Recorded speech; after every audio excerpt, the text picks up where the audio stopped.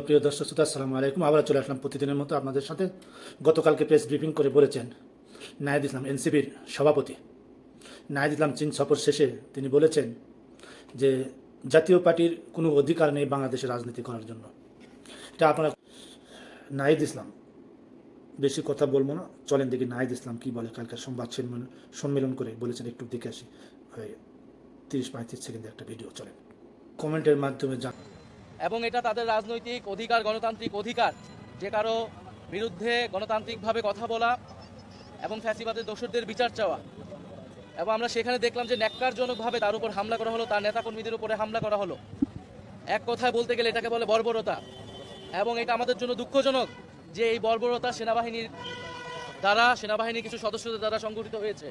সেনাবাহিনীর অফিসারদের পক্ষ থেকে তাদেরকে প্রথমে হুমকি দেওয়া হয়েছে এবং সেই হুমকি 10 মিনিটের পরবর্তীতেই এই হামলার ঘটনা ঘটানো হয়। ফলে এটা আমাদের জন্য উদ্বেগের।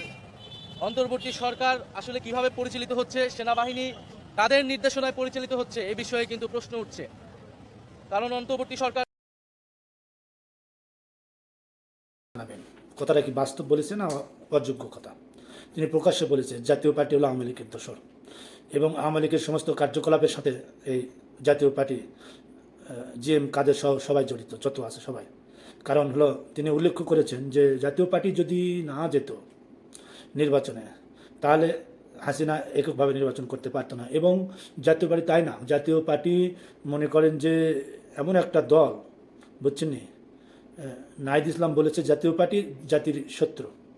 কারণ তারা আবার এই 24-এর অভ্যুত্থানকে, গণ অভ্যুত্থানকে লুণ্ঠিত করার জন্যে তারা আবার সজাগ হয়েছে এবং জাতীয় পার্টি চাইতেছে যে জাতীয় পার্টির হাত ধরে আবার আওয়ামী লীগ ফিরুক নতুনভাবে। এটা জাতীয় পার্টির কাজ করতেছে, এটা তো মানে স্পষ্টভাবে বোঝা যাইতেছে, বুঝছেন। এর সাথে কাদের সিদ্দিকী, লতিফ সিদ্দিকী, এরা মুক্তিযুদ্ধের নামে নাম ভেঙে এরা ভেতরে ভেতরে এরা ঠিকই আওয়ামী লীগকে পুনর্বাসন করার জন্য কাজ করেছে। এটা নাহিদ ইসলাম বলেছে। এই জন্য তিনি নাহিদ ইসলাম বলেছেন যে তিনি বাংলাদেশের রাজনীতি করার যোগ্যতা রাখেন এবং তাদেরকে অচিরে অবাধ ঘোষণা করা হোক, নিষিদ্ধ ঘোষণা করা হবে জাতীয় পার্টিকে। তো এটা কতদূর কার্যক্রম হবে জানেন, এটা সরকারের ব্যাপার এবং রাজনৈতিক দলের ব্যাপার।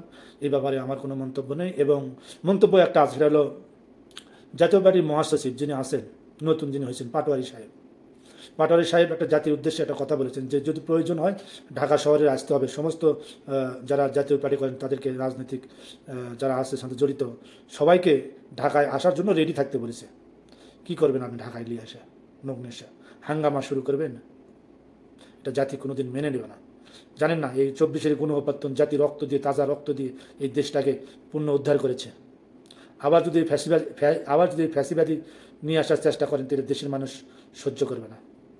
এবং এটা বাস্তব বোঝা যাইতেছে জাতীয় পার্টির মারফতে আওয়ামী লীগ নতুনভাবে আসবে। কারণ তাছাড়া আওয়ামী লীগ এককভাবে আসা, মনোনয়ন ফরম তোলা বা মনোনয়ন ফরম জমা দেওয়া, এটা আওয়ামী লীগ সাহস পাবে না।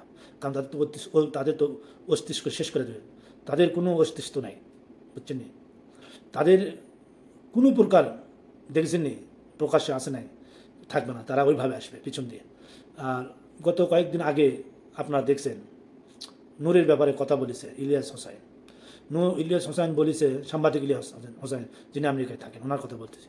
উনি বলেছে যদি কয়েকদিন আগে নাসিরুদ্দিন সাথী মাই টিভির চেয়ারম্যানকে ধরা হলো, তখন নাকি নুরুল ইসলাম নূর ওই থানার ওসিকে ফোন দিয়ে বলছিল ওকে ছাড়া দেওয়ার জন্য, ওকে ছাড়া দিবেন কি না, ও আপনার উপর মহলে ফোন দেব, এই কথা তিনি বলেছিল। সেটা প্রকাশ করেছে ইলিয়াস হোসাইন। তো আরও অন্যান্য বৃত্তান্ত আছে। তো এই জন্যই করে ইলিয়াস হোসেন ব্যক্ত করেছেন যে উনি যে অসুস্থ মার কাছে, এতে আমার খুব একটা দুঃখ প্রকাশ হয়নি, এটা কিন্তু বলেছে ইলিয়াস হোসেন। এবং পিনাকি ভট্টাচার্য বলেছে যদি সম্পূর্ণ দল একত্রিত হয়ে যদি নির্বাচন না করে তাহলে জাতি দুর্ভাগ্য। কারণ যে সমস্ত দেখতেছেন দেশের বিরুদ্ধে ষড়যন্ত্র শুরু হয়েছে, ষড়যন্ত্রগুলো ভালোভাবে নিতেছে না জনগণ। তো ইনশাল্লাহ দেখা যাক কী হয়, ইনশাল্লাহ সব ঠিক হয়ে যাবে। এবং জামাত ইসলামও একটু ঘাটতি আরম্ভ করতেছে পিআর পদ্ধতি নিয়ে, বুঝছেন নি, বলছে পিআর পদ্ধতি নির্বাচন হবে না। গতকালকে তো আমাদের যিনি আছেন অ্যাডভাইসার ডক্টর মোহাম্মদ ইউনুস, উনি 3 দলের প্রধান সবাইকে ডেকেছিল যমুনায়, বিএনপি, এনসিপি আর জামাত ইসলাম, 3 পার্টিকে ডেকে তাদের এককভাবে বক্তব্য নিয়েছে। তাদের বক্তব্য তো সেই হিসাবে এখনও পর্যন্ত অনর পিয়ার প্রতিনিধিত্ব জামাত, তবে এটা সম্ভবত কার্যকর হবে না, কারণ এর সাথে জনগণ পরিচিত না। তো অনেক লম্বা হয়েছে ভিডিও, বেশি আর কথা বলবো না, আপনাদের সাথে দেখা করবেন ইনশাল্লাহ নেক্সট ভিডিও। ধন্যবাদ সবাইকে, ভালো থাকবেন। The next day.